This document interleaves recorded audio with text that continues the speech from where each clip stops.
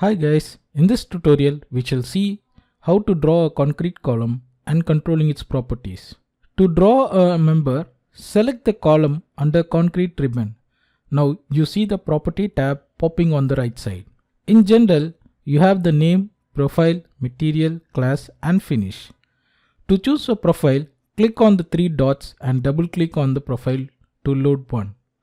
Similarly, you can modify the material, finish and class. We shall move on to defining the top and bottom height.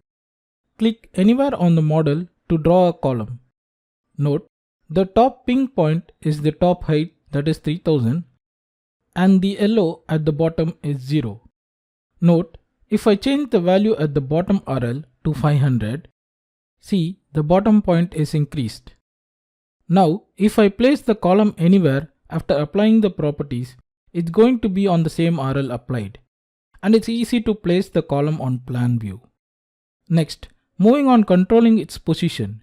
You can control it to move vertically from the work point by adjusting the values on vertical box, and similarly for horizontal box.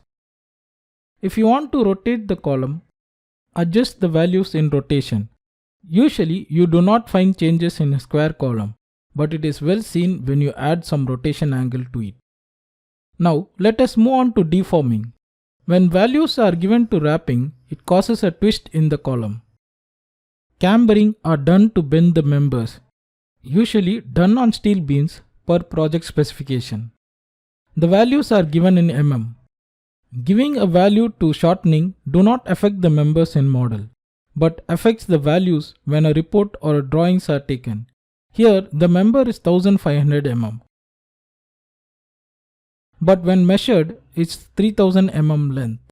That's it guys, we have seen all the methods of drawing a concrete column and controlling its properties. See you at next section.